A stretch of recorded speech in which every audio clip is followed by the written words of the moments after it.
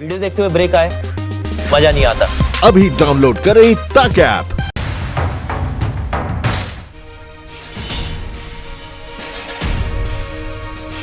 नमस्कार, आप देख रहे हैं आज तक। मैं हूं आपके साथ रोहित सरदाना। शाम के 5 बजने वाले हैं और वक्त हो गया है दंगल का।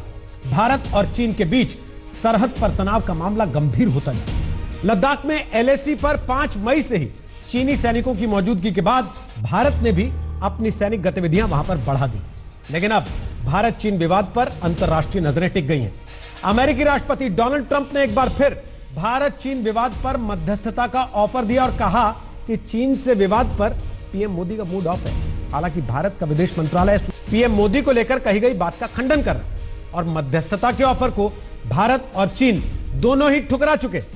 लेकिन सवाल यह है कि बार बार भारतीय सरहद का उल्लंघन कर रहे चीन के साथ भारत कैसे निपटे। मौजूदा विवाद पर उच्च स्तरीय बैठकों के बाद भारतीय रिस्पांस यही है कि भारत कूटनीति के रास्ते भले तलाशे लेकिन सरहद पर अपनी मौजूदगी नहीं घटाएगा।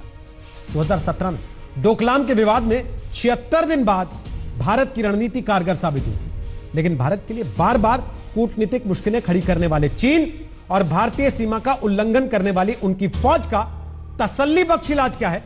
दंगल में आज का सवाल यही है। लद्दाख में चीन के साथ भारत का विवाद जस का तस बना हुआ है। एलएसी पर चीनी सैनिकों के यहाँ डटने के बाद भारत ने अपने सैनिक वहां बढ़ा दिए, तो इधर कूटनीतिक पारा भी चढ़ गया है। भारत चीन के बीच मध्यस्थता की पेशकश करने वाले अमेरिकी राष्ट्रपति डोनाल्ड ट्रंप ने फिर एक चौंकाने वाला बयान दे दिया। डोनाल्ड ट्रंप ने कहा, 140 करोड़ लोगों और ताकतवर सेनाओं वाले 2 देशों भारत और चीन के बीच बड़ा विवाद बन गया है। भारत खुश नहीं, शायद चीन भी खुश नहीं। मैंने प्रधानमंत्री मोदी से बात की और चीन के साथ जो चल रहा है उससे उनका मूड अच्छा नहीं है। ट्रंप के इस बयान को भारत विदेश मंत्रालय के सूत्रों ने खारिज कर दिया, क्योंकि अप्रैल से ही मोदी की ट्रंप से कोई बातचीत नहीं हुई है।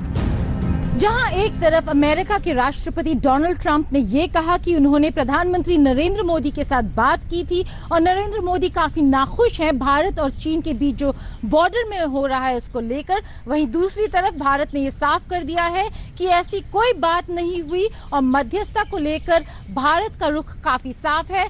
भारत मध्यस्थता नहीं चाहता। लद्दाख के एलएसी पर चीन के साथ मौजूदा विवाद 5 मई को शुरू हुआ और कम से कम 4 झड़पें हुई। चीनी सैनिकों के साथ भारतीय सैनिकों की लद्दाख के गलवान घाटी इलाके में 2 झड़पें हुई। एक झड़प हॉट स्प्रिंट पर हुई और पेंगोंग झील के उत्तरी किनारे के पास चौथी झड़प हुई।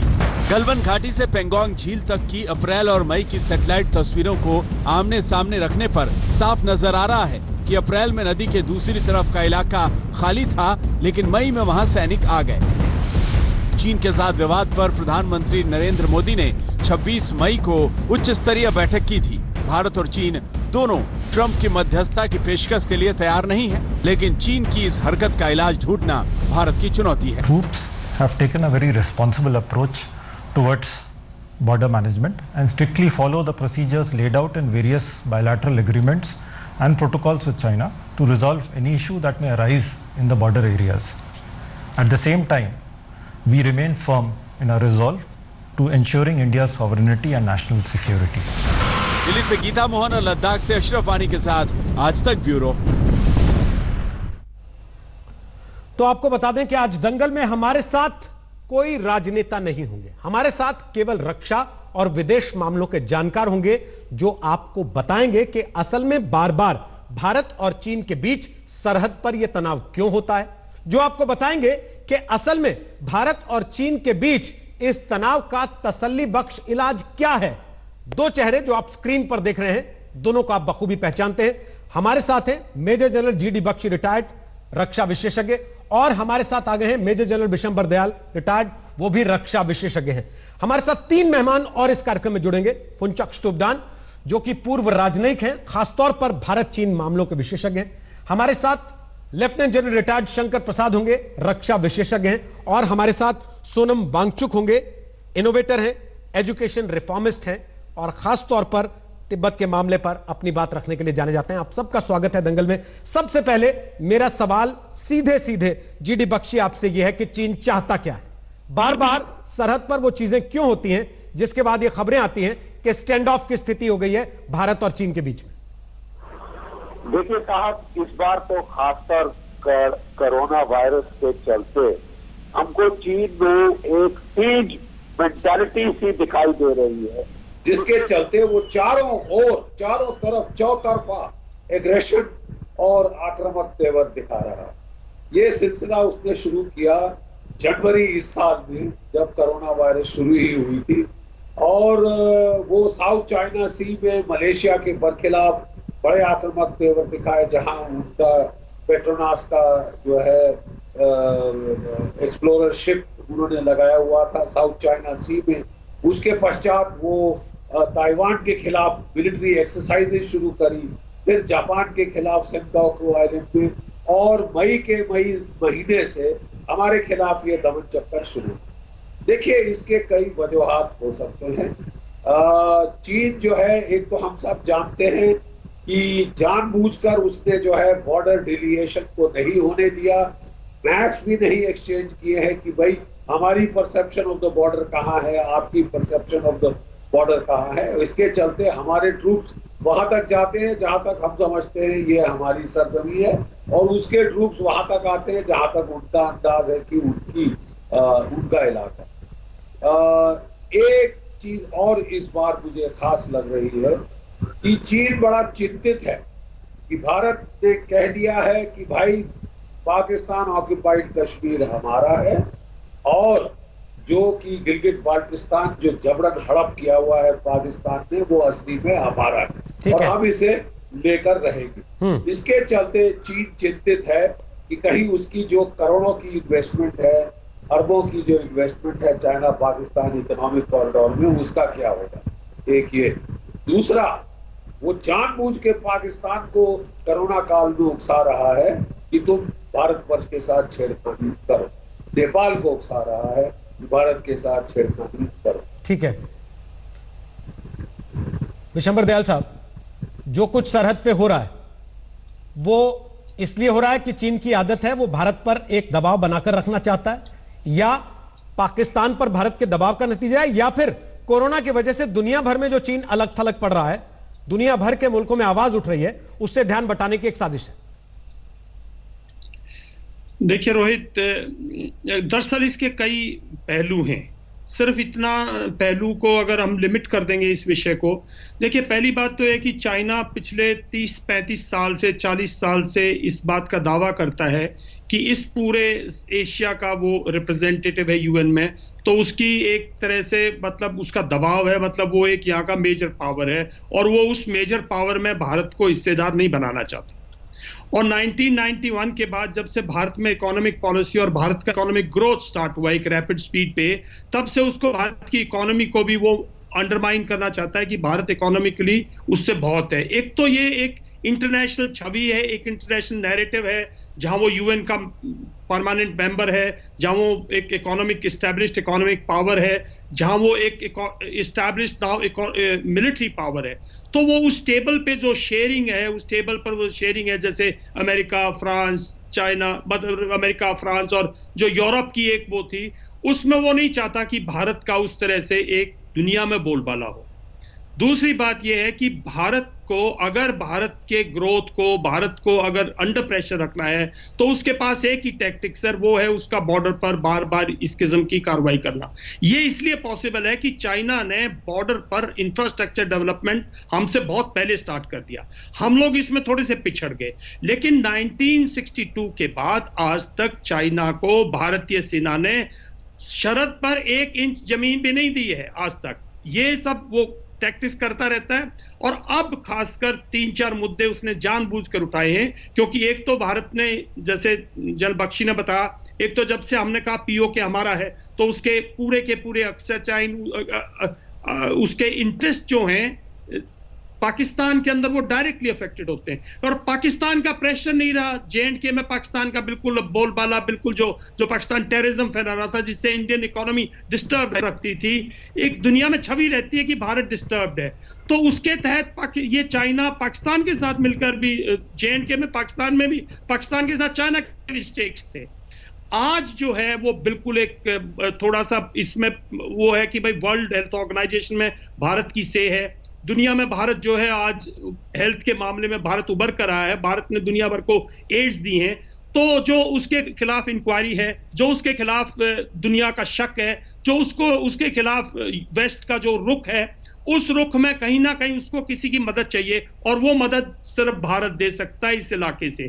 तो वो भारत के साथ एक प्रेशर टैक्टिक्स, एक नैरेटिव एस्टैब्लिश कर रहा है जिसमें कि उसने इसको एस्केलेट कर दिया। देखिए ये पहले भी होता था, ट्रांस बॉर्डर LAC पर ये सब होता था, पेट्रोल्स में क्लैशेस तो नहीं होते थे बट पेट्रोल्स के अंदर थोड़ा बहुत वो होता था। लेकिन दयाल साहब कुछ वक्त पहले तो शी जिनपिंग को हम हिंदुस्तान घुमा रहे थे और हम ये कह रहे थे कूटनीतिक तौर पर हमने इनसे एक साझेदारी बना ली है, इनसे हमारी दोस्ती हो रही है। देखिए वो यस, और उसके बाद डोकलाम हो जाता है। लेकिन देखिए वो करेगा, चाइना करेगा। चाइना समझता है कि भारत के अंदर एक डेमोक्रेटिक सेटअप है, इस डेमोक्रेटिक सेटअप में चाइना की तरह या पाकिस्तान की तरह अगर थोड़ी बहुत भी हमारे बॉर्डर्स पर कोई भी अगर वो कार्रवाई करता है तो उसका मल्टीपल इफेक्ट है। मल्टीपल इफेक्ट क्या है कि हमारे यहाँ लोग सेंसिटिव हैं बॉर्डर को लेकर, और सेंसिटिव है बॉर्डर को लेकर तो डेमोक्रेटिक व्यू है, डिफरेंट व्यूज हैं, तो हम लोग इसमें भी तो वो इसको एक कंट्री के अंदर एक वो भी तो डालता है ना। तो चाइना की बड़ी सोची आपका इशारा इस तरफ है जो आज बयान आया विपक्ष का, कांग्रेस पार्टी का, कि सरकार देश को कम से कम सामने रखे कि पूरी स्थिति क्या है, इस समय सरकार छुपा रही है, आपको लगता है ऐसा? देखिए मैं समझता हूं सरकार को जब इतने दिन से पिछले एक महीने से इतनी मीडिया के अंदर चारों तरफ इतने एक अनसर्टेनिटी जो है, एक रियल ग्राउंड सिचुएशन जो है, हर कोई उसमें अज्यूम करता है, हर कोई उसमें अंदाजा लगाने की कोशिश करता है। मैं समझता हूं सरकार को एक देश को पूरा का पूरा एक इसका स्पष्ट रुख रखना चाहिए और बिल्कुल नहीं घबराना चाहिए, क्योंकि चाइना से हम बॉर्डर पर चाइना से हमारी सेना बहुत मजबूत है। नहीं सर, घबरा कौन रहा है? हमेशा उसका हमें, क्या आप ये कह रहे हैं सरकार घबरा रही है बताने में? वो वही बात है, वो मैं आपको जो बात कह रहा था, चाइना भी समझता है, पाकिस्तान भी समझता है कि सरकार एक पेज खोलेगी तो विपक्ष जो है 2 पेज का हिसाब मांगेगा, विपक्ष 2 पेज का, सरकार 2 पेज दी, विपक्ष और कोई। तो ये जो मुद्दे हैं एक मैं समझता हूं देश को एक कॉन्फिडेंस के तौर पर सेना द्वारा नहीं बल्कि मिनिस्ट्री ऑफ डिफेंस द्वारा एक देश को मैं समझता हूं एक किसी किस्म का। बट दयाल साहब मैं इसी सवाल को आगे शंकर प्रसाद जी से पूछ रहा हूं। शंकर प्रसाद जी, उन्होंने जो बात कही उसी में विरोधाभास मुझे लग रहा है, क्या आपको भी लग रहा है कि अगर 1 पेज खोलेंगे तो विपक्ष कहेगा 2 पेज का जवाब दो, 2 पेज खोलेंगे तो कहेगा 4 पेज का जवाब दो, और फिर यह भी कि मिनिस्ट्री ऑफ डिफेंस को आके देश के सामने स्थिति साफ करनी चाहिए? क्या भारत की नीति रक्षा मामलों में यह है कि आके प्रेस कॉन्फ्रेंस करें और सारी चीजें सार्वजनिक कर दें कि क्या हो रहा है क्या नहीं हो रहा? जी, आपका सवाल बिल्कुल दुरुस्त है। मैं GD बख्शी साहब ने जो बातें कही जिस वजह से हो रहा है उससे सहमत हूँ। शुरू में जो दयाल साहब ने बातें कही उससे भी कुछ हद तक सहमत हूँ, लेकिन मुझे दुख है कि मैं इसमें पॉलिटिकल बात कतई नहीं करने दूंगा और न करना चाहता हूँ। देश की जो सिक्योरिटी की बातें होती हैं वो एक ढंग से डील की जाती है, पब्लिक डोमेन में लाने की इतनी ज़रूरत नहीं है उसको। जो ज़रूरी बात होती है वो बता दी जाती है। देखिए ये बड़ी सेंसिटिव इश्यूज़ हैं, चाहे हमारी चाइना से किस किस्म की बात हो रही है ये ना आपको पता है, ना मुझे पता है, ना दयाल साहब को पता है, ना बख्शी साहब को पता है किस लेवल पे बात हो रही है। अखबार में जो निकलता है उसी के जरिए हम अपनी इन्फॉर्मेशन ले रहे हैं कि जी हमारी जॉइंट सेक्रेटरी लेवल पे बात हो रही है, चाइना कहता है कि इसको फॉरेन सेक्रेटरी के लेवल पे बात करो, हमारी लेवल पे ब्रिगेड कमांडर्स और डिव कमांडर्स की बात हो रही है, ये अखबार में निकलता है। लेकिन आपने जो बयान सुना ऑफिशियल स्पोक्स पर्सन की तरफ से, वो क्लियरली कह रहा है कि भारत सेना वहाँ अपने मजबूती से बैठी है, अपने जो SOPs है, जो स्ट्रेट ड्रिल है उससे काम कर रही है। ये बताने की ज़रूरत नहीं है कि चाइना ने 5000 ट्रुप्स वहाँ ले आए, APC ले आए, गन्स ले आए, हम यहाँ से कितने ले जा रहे हैं। जो अखबार बता रहा है वो ठीक है, लेकिन हमें हर एक चीज़ एक मिनट टू मिनट खुलासा करने की कतई ज़रूरत नहीं है। नेशनल सिक्योरिटी में दुश्मन को पता करने दीजिए कि हो क्या रहा है, उसको हमें गुमराह करना है किसी हद तक। मुझे उम्मीद है शायद बख्शी साहब इससे सहमत रहेंगे, लेकिन बख्शी साहब से भी आप पूछ लीजिए, किसी हद तक पब्लिक को बताना ज़रूरी है।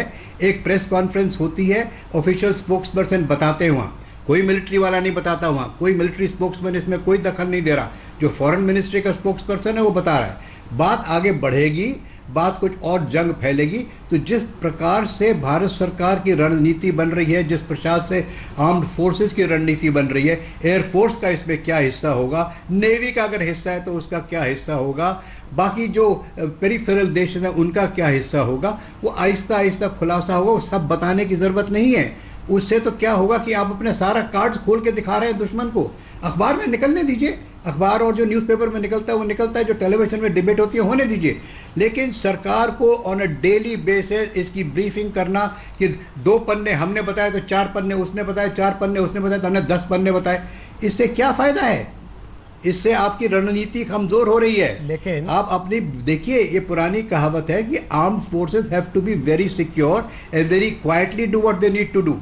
ये नहीं है कि हम रोज सुबह बता दें जी वहाँ एक बटालियन और पहुंच गई, जी वहाँ एक एबीसी बटालियन और पहुंच गई, जी वहाँ चाइना की बात जापान से हुई है, जापान की बात रशिया से हुई है। अगर नहीं भी बता रहे तो ये सब नहीं होना चाहिए। आप अगर नहीं भी बता रहे हैं, काफी गुप्त जी, आप तो इस बात को बखूबी जानते हैं कि आप अगर नहीं भी बता रहे हैं, आज के जमाने में कम से कम चीन का तो बहुत कुछ मीडिया से ही प्लान होता है। वो अपने अखबारों के जरिए, अपनी वेबसाइट्स के जरिए, अपने सारे प्रोपेगेंडा इंस्ट्रूमेंट्स के जरिए चीजें प्लान करता है। वो तस्वीरें छाप देगा कि आपकी क्या मूवमेंट है, सैटेलाइट इमेजरी से आ रही है सामने, जैसे आज आप छाप रहे हैं। तो बेहतर नहीं है कि सरकार सामने स्थिति साफ करे, अपने देश के लोगों को बताए। जी आज की तारीख में विपक्ष आपसे ये नहीं कह रहा कि आप बताइए आपने कितनी प्लाटून वहां पे तैनात कर दी है, आज कोई कितने लोग नहीं रोहित जी, नहीं मैं इससे सहमत नहीं हूं जी, नहीं मैं इससे सहमत नहीं हूं रोहित जी। देखिए मुझे बोलने दीजिए, इससे सहमत नहीं हूं। हमारे पास भी सर्वेलेंस एक्टिविटी है, हमारे पास भी सर्वेलेंस करने के कार्य हैं, हम भी सर्वेलेंस कर रहे हैं, हम भी देख रहे हैं चाइना कितना आ रहा है और कहां से आ रहा है।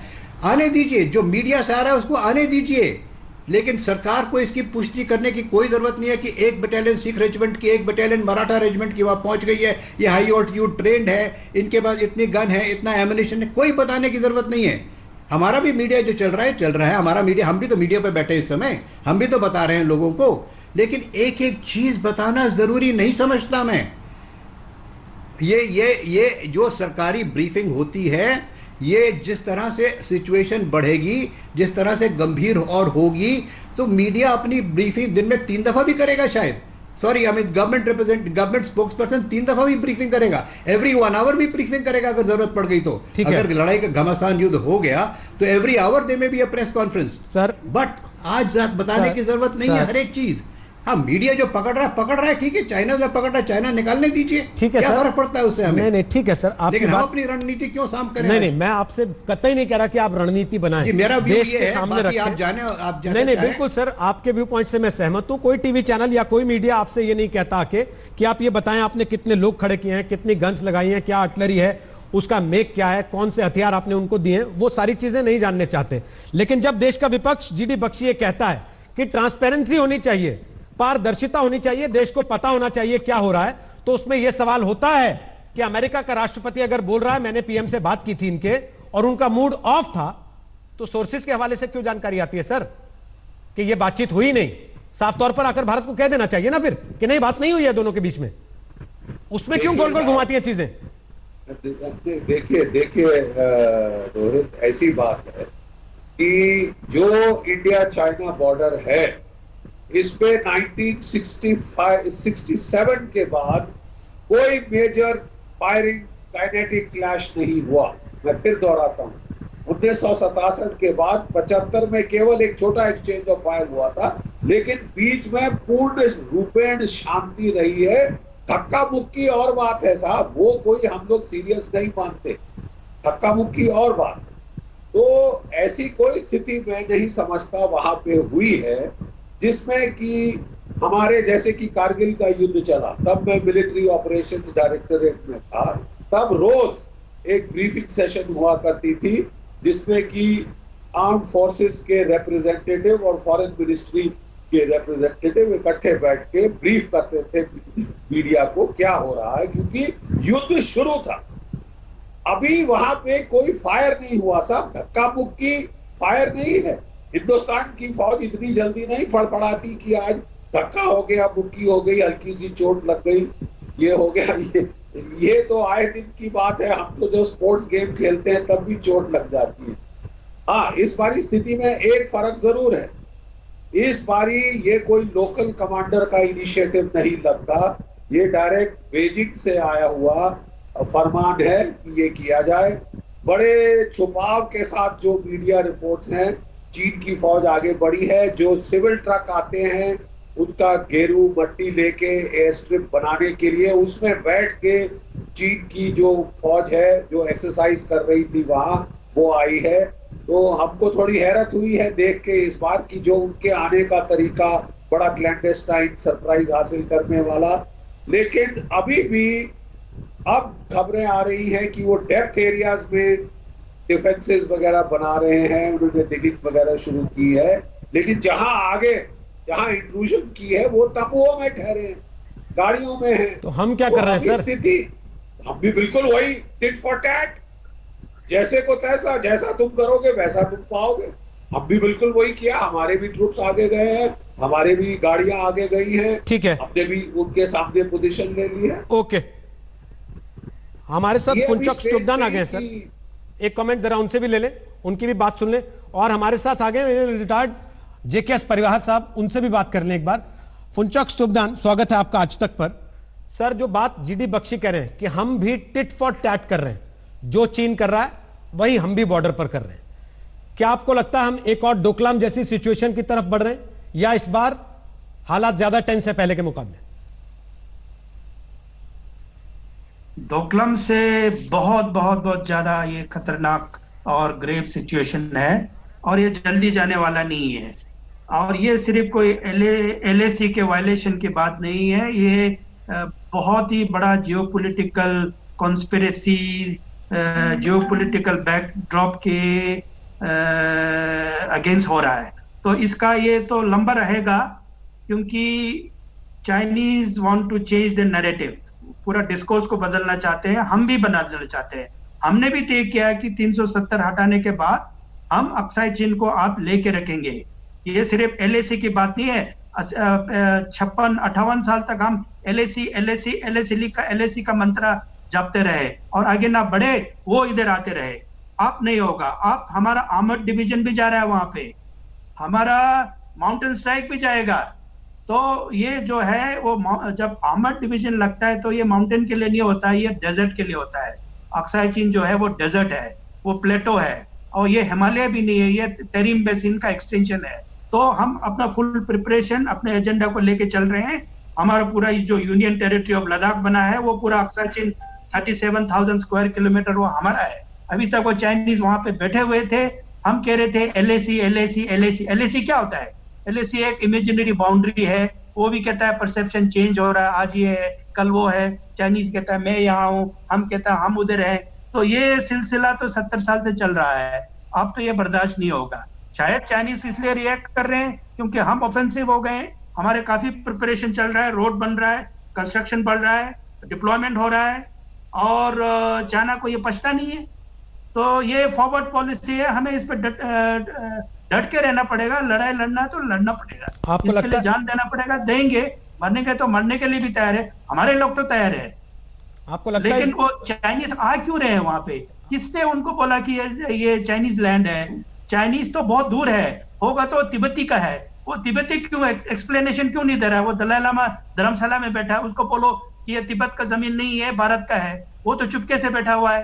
तो ये हमारा भी कोई गलतियां हैं कि ये भाई जी चीन आ गया और दलाई लामा बोले चीन को खाने दे, चुपचाप से बैठे अपना मंत्रा करते पूजा करते रहे। ऐसा तो होगा नहीं।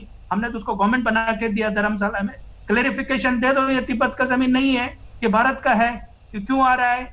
या वो दोनों मिले पिगल है, क्या है ये? तो स्ट्रेटेजी हमें समझ में नहीं रहता है, कंफ्यूजिंग है। ये लद्दाख का लैंड है, ना तिब्बती है ना चाइनीज है। शंकर प्रसाद साहब,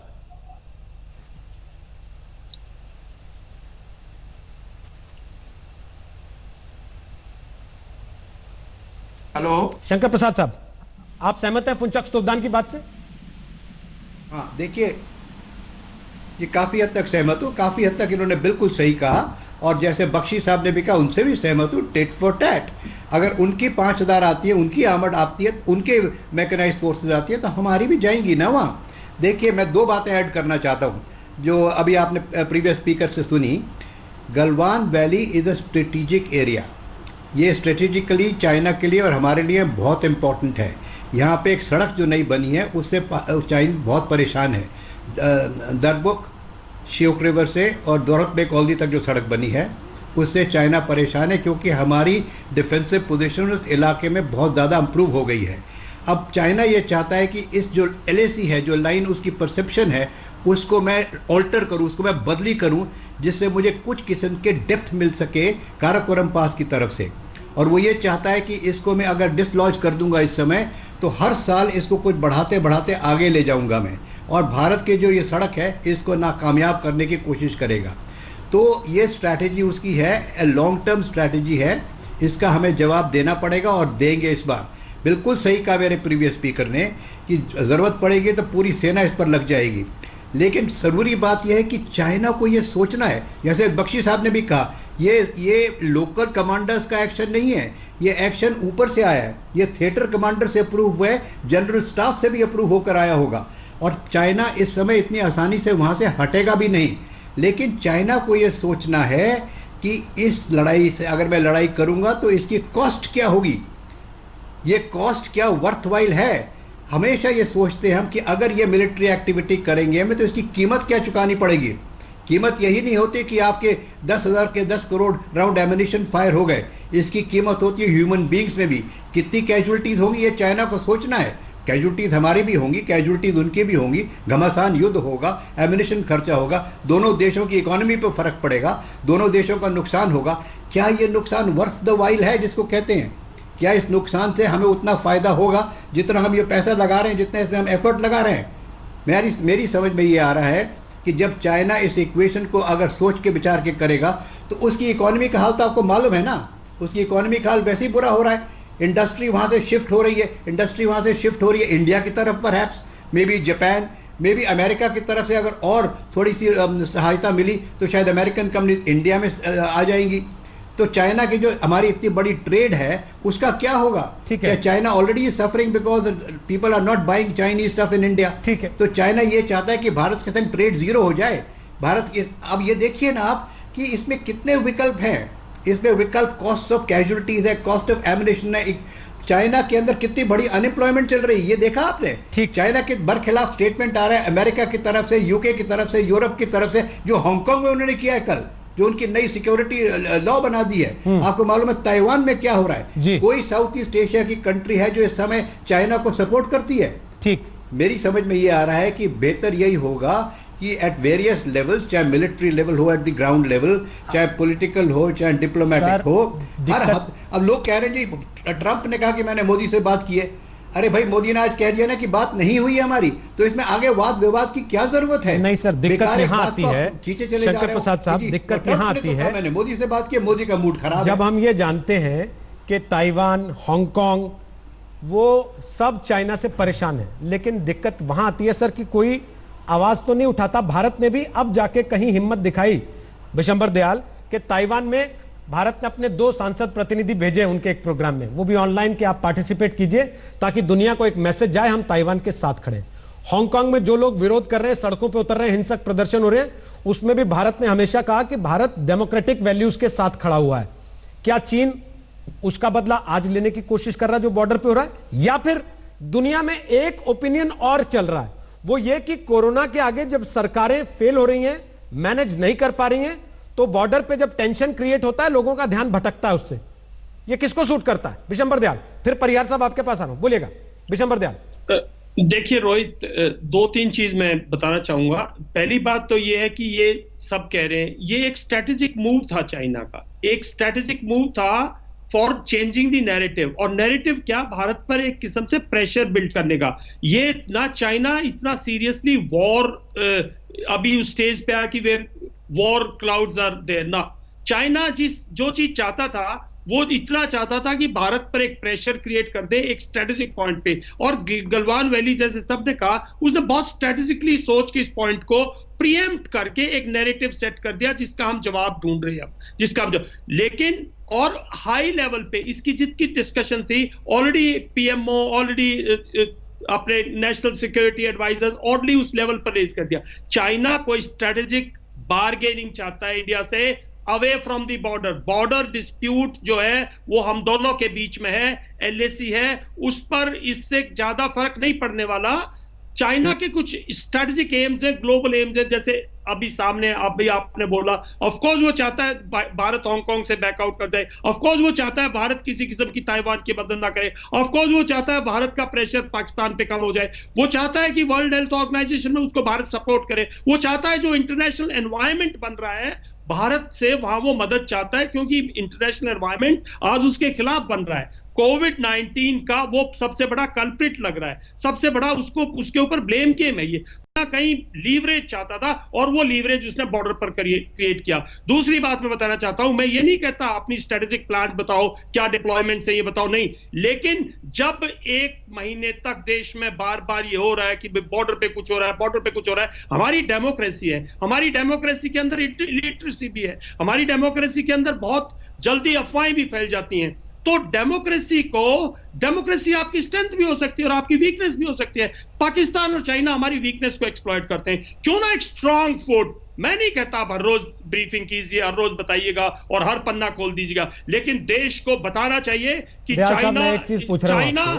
चाइना इस बार वो कार्रवाई कर रहा है जो आम नहीं करता था। आप सभी और लोग हम उसको डेकोरेटेड लोग हैं, आप सभी लोगों ने भारत की फौज में वो सारी परिस्थितियां देखी हैं, फेस की हैं, लीड किया है उन परिस्थितियों में जिनमें भारत विजयी होकर निकल के आया। 62 की लड़ाई में या 71 में या उससे पहले या इवन करगिल में। अखबार में छपवा के गए थे क्या कि हम जा रहे हैं वहां पर इलाज करने के लिए? नहीं रोहित, नहीं जाने की जरूरत अखबार में या अब पॉलिटिकल पोजीशनिंग है इसलिए कहना है कि भाई बता के जाओ?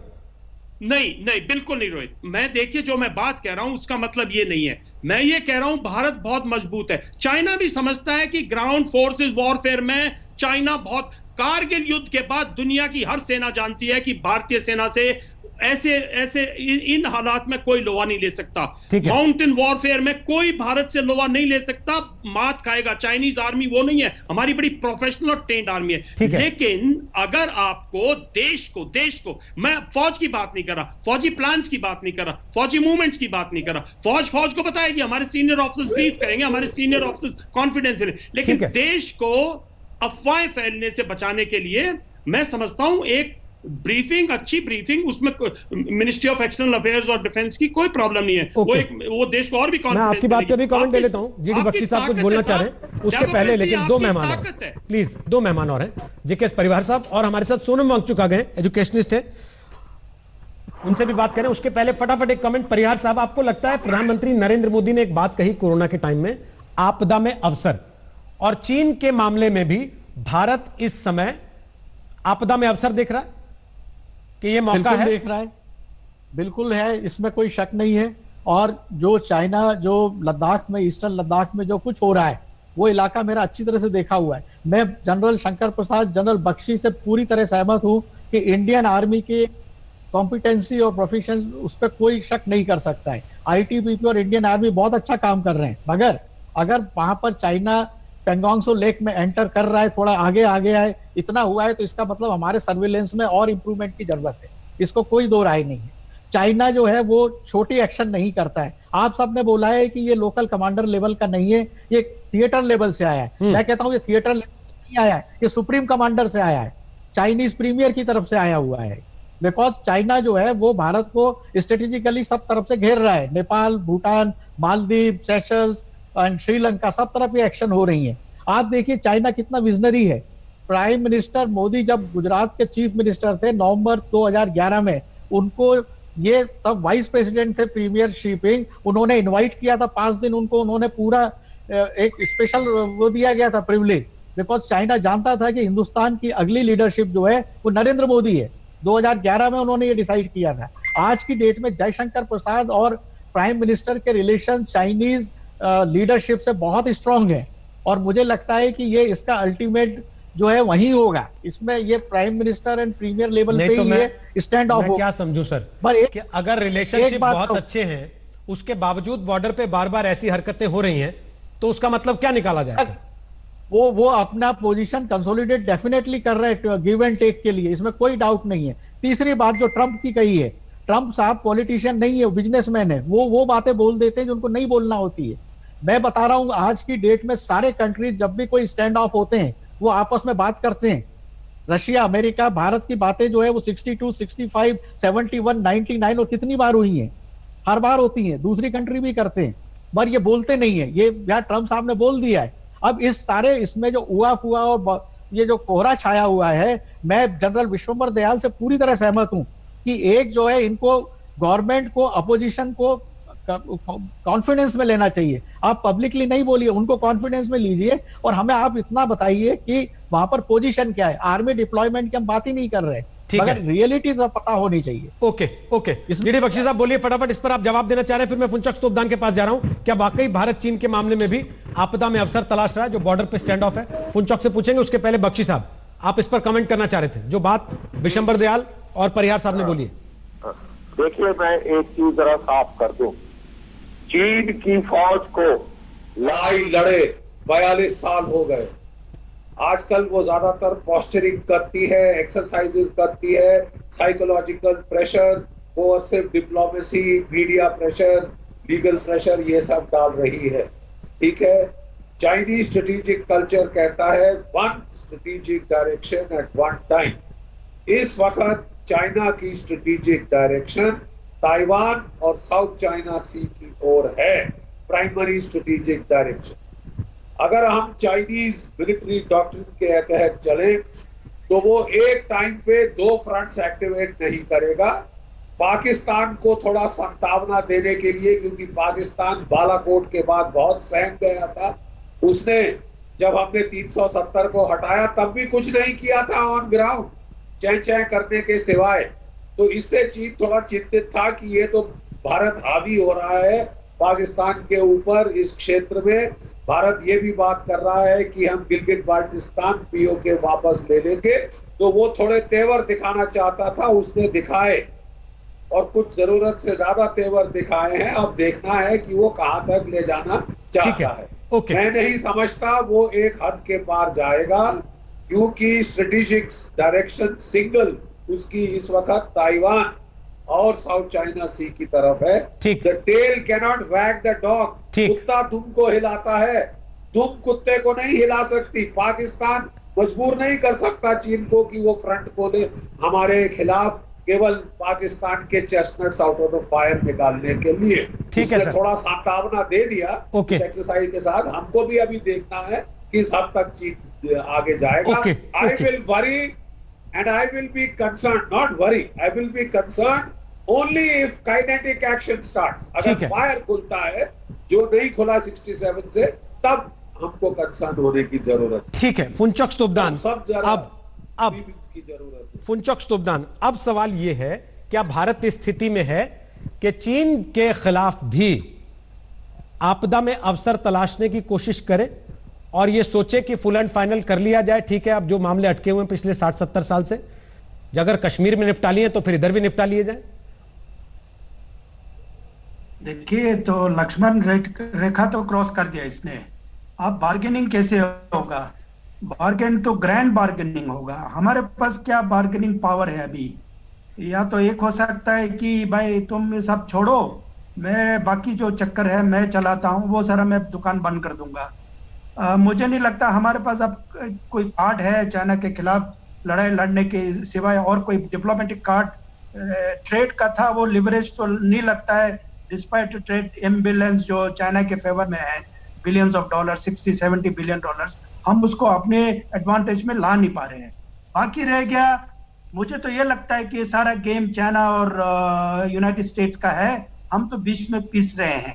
और मैं मानता हूँ, एक अभी आपके पैनलिस्ट ने कहा कि 7 दिन पहले जो assistant secretary of the state of United States Alice विल्सनो तो भारत के बिहाफ पे चाइना को उंगली कर रहे थे कि देखो जी, आपका बिहेवियर इंडिया के प्रति ठीक नहीं है, जो आप साउथ चाइना सी में कर रहे हैं, आप हांगकांग में कर रहे हो, आप ताइवान में। क्लियरली जो है अमेरिका आपको ताइवान, हांगकांग, साउथ चाइना सी, जहां अमेरिका का जो हाइब्रिड वॉर चल रहा है कोविड के चक्कर में, हर जगह में इंडिया को उसको घुसाना चाहता है।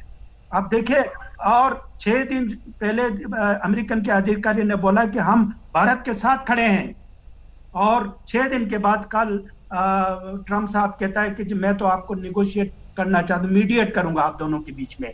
ये दोनों स्टेटमेंट के बीच में बहुत बड़ी लंबी सफर है कि अचानक अमेरिका ने रूप क्यों बदल दिया, धोखा दे रहा है। कल बोल रहा है जी ट्रम्प की मोदी जी बैड मूड में है, वो कैसे बोल दिया? अभी एमईए कह रहा है कि एक टेलीफोन कन्वर्सेशन तो हुआ नहीं 4 अप्रैल से, तो कोई ना कोई मिसचिप प्ले कर रहा है, मिस इन्फॉर्मेशन फैला रहा है और जो है वो डिस्कोर्स को ट्रिगर करके कहीं ना कहीं कॉन्फ्लिक्ट तो चाहता है। तो लगता है कि हमें इस क्रॉस फायर में आना नहीं चाहिए, हमें अपना गेम खेलना चाहिए। अगर तो कल भारत और चीन दोनों बोल के बोले कि देखो भारत और जो थोड़ा बहुत बोला हुआ है एमईए ने, भारत और चीन दोनों क्षमता रखता है कि अपने प्रॉब्लम को अपने आप सॉल्व करेंगे, किसी की इसका दखल देने की कोई जरूरत नहीं, उसी दिन पिघल जाएगा दोनों। बाकी तो और कोई ऑप्शन है नहीं है लड़ाई करने का। लड़ाई करेंगे तो लड़ाई करना पड़ेगा, फिर क्या है, वो तो नेशनल मूड है। अभी तो वैसे भी हम लॉकडाउन में है, कोरोना क्या नाम है, कोविड के चक्कर में फंसे हुए हैं, लेकिन देश के लिए तो जो कुछ करना पड़ेगा करेंगे। तो हम तो तैयार है जी, बाकी हम कह नहीं सकते। मैं तो बॉर्डर पे रहता हूँ, अभी मैं बॉर्डर पे हूँ, बहुत परेशान है हम। हमारे सारे इकोनॉमी तहस नहस कर दिया है। एक तो कोविड के चक्कर में आप चाइना के आने से हमारे जो ग्रेजिंग है, हमारे नोमैड जो है वो अंदर पास्चर लैंड पे जा नहीं पा रहे हैं। अब वो तो मरेंगे, हजारों जानवर मर जाएंगे, उनके लिए कोई ग्रास ही नहीं है, खाने पीने का कोई सामान ही नहीं है। वो चाइनीज बैठे हुए हैं, टेंशन है, हमारे अपने लोग जाने नहीं देते हैं फौज आगे हमें। तो हमारा तो सारा जिंदगी ही तबाह कर दिया, बर्बाद कर दिया इस चक्करों में। तो डीएस्केलेट होना चाहिए। अभी तो मुझे नहीं लगता है 2-3 महीना हमें वॉर होना चाहिए। अगर होगा तो होंगे, बाद में देखा जाएगा, लेकिन अभी शायद कुछ ना कुछ बहाना लेके इसको टाले। ये एक क्लेवर मूव होगा हमारे तरफ से। बाकी जो लॉन्ग टर्म स्ट्रेटेजी है, देखिए भारत सरकार ने हमारा एक रेजोल्यूशन है 1962 14 नवंबर का, ये यूनानिमस रेजोल्यूशन है लोकसभा में कि हम एक इंच हम भारत का लेके आएंगे, अक्साई चीन या जहां से चाइना के लेकर आए। बिल्कुल है। उस पे हम क्यों डिस्कस नहीं किया? अगर गवर्नमेंट डिस्कस नहीं करता है कि मिनिस्ट्री ऑफ डिफेंस ने हंड्रेड्स ऑफ थिंक टैंक्स खड़ा करके रखा है, वो लोग इस नैरेटिव को क्यों उसको अलाइव नहीं रखा? अभी तो खड़ा करके रखना था, हमें एक स्कोप चाहिए था। वो सारा जी पीछे हट के एलएसी बोल रहे हैं। अब एलएसी तो बहुत पीछे है जी, वो तो 37-38 किलोमीटर 39,000 स्क्वायर किलोमीटर पे चाइनीज बैठे हुए हैं। एक तरफ से कह रहा है कि चाइना को हमारे यहाँ पे आने का कोई हक नहीं है, दखल मत दे, यूनियन टेरिटरी बना, हमारा अंदरूनी मामला है। उधर तरफ से चाइनीज हमारे जमीन पे बैठे हुए हैं। तो एक चीज क्लियरिटी होना चाहिए ना, हम क्या चाहते हैं, जमीन को खड़ा करें या चाइनीज को दे दें? तो मुझे ये स्ट्रेटेजिक क्लियरिटी समझ में नहीं आता, हमें करना क्या है? अक्साई चीन को ले या छोड़े या कोई दूसरा लाइन खींचे, भाई यहाँ से आप पीछे मत आना जी। ये तो बहुत किया हमने, एग्रीमेंट साइन किया, ये देखो जी ये लाइन खींचा, आप इसके पीछे आप मत आइए सर। लेकिन वो आ रहे हैं फुनचक साहब, ये हमारे कोई डिफेंस नहीं है, सारे जो कॉन्फिडेंस बिल्डिंग मेजर्स है वो आप तो लगता है काम ही नहीं कर रहा है। ठीक है, तो हम परेशान है जी सब, इसको कुछ डील से अच्छी तरह से नेशन को सोचना पड़ेगा। ठीक है, मैं आपका सवाल शंकर प्रसाद साहब से पूछ रहा हूं। शंकर प्रसाद साहब, भारत में कहीं भी कंफ्यूजन है इस चीज को लेकर? नई सरकार ने इस बात को लेकर साफ साफ दो टूक खुद कहा है और इसका जिक्र उन्होंने किया कि भाई अक्साई चीन को हम एक इंच जमीन लेके रहेंगे। उसके बावजूद भारत में कंफ्यूजन है, और है तो क्यों है? देखिए, इस लफ्ज को मैं कंफ्यूजन नहीं कहूँगा, इसमें यह कहूँगा कि इसकी हमने तैयारी ढंग से की नहीं। पिछले 30 साल से 40 साल से हमने कोई इतनी इस तरह तवज्जो दी नहीं। हमने मॉडर्नाइजेशन को बहुत नेग्लेक्ट किया, हमने इंफ्रास्ट्रक्चर डेवलपमेंट को नेग्लेक्ट किया, हमने अपनी सर्वेलेंस कैपेबिलिटीज़ को नेग्लेक्ट किया, हमने अग्रेसिव और ऑफेंसिव कैपेबिलिटीज़ को बनने नहीं दिया, नेग्लेक्ट किया। ये इतने सालों में हुआ है। अब कुछ इसमें जागरण हुआ है, हमारी एक ऑफेंसिव कोर खड़ी हुई है, हमारी सर्वेलेंस की तरफ ध्यान ज़्यादा गई है, इंफ्रास्ट्रक्चर बनना शुरू हुआ है। जो आपने ये सड़क की जिसकी बात करते हैं, दारबुक, शियोक और डीबीओ, ये मालूम है कितने साल में बनी है? ये 19 साल लग गए सड़क को बनने में। और 19 साल क्यों लगे? क्योंकि इस इलाके में वर्किंग पीरियड एक साल में 2-3 महीने से ज़्यादा होता ही नहीं है। 12 महीने में आप केवल 3 महीने मैक्सिमम वहाँ कार्य कर सकते हैं, नहीं तो बर्फ़ जमी हुई है, ठंड पड़ रही है, बारिश हो रही है, इतना वेदर ख़राब रहता है। तो बॉर्डर एरियाज जो हिमालयाज़ में हमने इंफ्रास्ट्रक्चर की डेवलपमेंट करनी है, उसमें यह भी सोचना है कि it is very expensive exercise. वहाँ सोच विचार के स्ट्रेटेजिक डेवलपमेंट करनी है और ये देखना है इसको मुकम्मल करने में समय कितना लग रहा है। इस सड़क को बनाने में 19 साल लगे। तो हम जो भी चीज़ बनाएंगे उसमें टाइम लगता है। अगर हम देखिए, चाइना हर एक चीज़ को 30 साल आगे की सोचता है। चाइना पिछले 30 साल से डेवलपमेंट कर रहा है वहाँ पे, तब जो उसकी हालत ये हुई है जो आज है, जो उसने 4000 किलोमीटर की ट्रांस सड़क बना रखी है, इतने हेलीपैड लॉजिस्टिक डक बना रखे हैं, 30 साल लगे हैं उसको बनाने में। 30 साल पहले से वो कर रहा है। हमने इसको कुछ सोचा ही नहीं। हम तो बातें करते रहे कि जी हम एक्साइटेशन लेके रहेंगे। तो अगर हमें एक्साइटेशन लेना है, जो लेना चाहिए, मैं इससे सहमत हूँ, लेकिन इसके लिए कैपेबिलिटी तो डेवलप करेंगे ना। बिना कैपेबिलिटी के आप कैसे एक्साइटेशन ले लेंगे? आपके पास ना इतना इंफ्रास्ट्रक्चर है, ना इतनी मॉडर्नाइजेशन ऑफ आर्म्ड फोर्सेस है। तो इसके लिए बहुत सोच विचार करने, इसको डेवलप करने में समय लगेगा। आप देख रहे हैं, आपने रफेल एयरक्राफ्ट खरीदने की कोशिश की है, केवल एक आया और मैंने सुना है कि 3-4 और आ जाएंगे 4-6 महीने में। आपका पूरा स्क्वाड्रन बनने में 2-3 साल लग जाएंगे, और अगर कोरोना जैसी चीज आ गई तो और डिले हो जाता है ये। ठीक बात। तो अगर आपको राइफल चाहिए, एमिनिशन चाहिए, आर्टिलरी गन्स चाहिए, सर्वेलेंस इक्विपमेंट चाहिए, एयरक्राफ्ट चाहिए, नेवल इक्विपमेंट चाहिए, उसके लिए 30-15-20 साल लग जाएंगे। तो आप ऐसे कैसे कह देंगे एक दिन उठ के कि जी मैं एक्साइटेशन लेने के लिए तैयार हो गया और मैं जा रहा हूं एक्साइटेशन में? एक तो दूसरी बात मैं जरा बीच में बताना चाह रहा था, जो ट्रंप साहब के बारे में है, वो भी मैं जरा अपनी दिल की बात बता दूं। ट्रंप साहब इस तरह के ट्वीट देते रहते हैं। उन्होंने पहले कहा जी मैं इंडिया और चाइना के पाकिस्तान के बीच में मीडिएट करने को तैयार हूं। अब वो कह रहे हैं जी मैं इंडिया और चाइना के बीच में मीडिएट करने को तैयार हूं, और कोई मौका आएगा तो बोलेंगे जी मैं इसके संग भी मीडिएट करने को तैयार हूं। देखिए, ये चाइनीज प्रेसिडेंट के भी इस समय बड़ी मुसीबतें हैं। Chinese president is also facing election this year. उसको भी अपनी जनता को दिखाना है कि मैंने कुछ करके दिखाया इंटरनेशनली, उसको ये दिखाना है। और अगर उनको ये मिल जाता है मौका मीडिएट करने का कहीं, तो सोचते हैं कि शायद मुझे नोबेल पीस प्राइज मिल जाए, जिस तरह प्रेसिडेंट ओबामा को मिल गया पहले। तो ये सब जो हेड्स ऑफ स्टेट हैं इस किस्म के, वो ये भी सोचते रहते हैं कि किसी तरह मैं ऐसा एक माहौल ढूंढ लूं जिससे कि अपना देश तो चल ही रहा है। तो क्या भारत इस सारी परिस्थिति में अमेरिका और चीन के बीच बलि का बकरा बनने को तैयार होगा? एक, या फिर भारत ने तय कर लिया, जैसे डोकलाम में उसने चीन को मजबूर कर दिया था, 76 दिन के बाद ही सही, एक बार फिर से भारत ने कमर कस ली है, चीन को कदम पीछे हटाने होंगे, भले उसके लिए कितना लंबा इंतजार करना पड़े। नमस्कार, मैं हूं अंजना ओम कश्यप। हमें उम्मीद है ये वीडियो आपको पसंद आया होगा। लेटेस्ट खबरों के लिए यूं ही देखते रहिए आज तक, और इस वीडियो के पसंद आने पर लाइक, शेयर एंड सब्सक्राइब करना ना भूलें।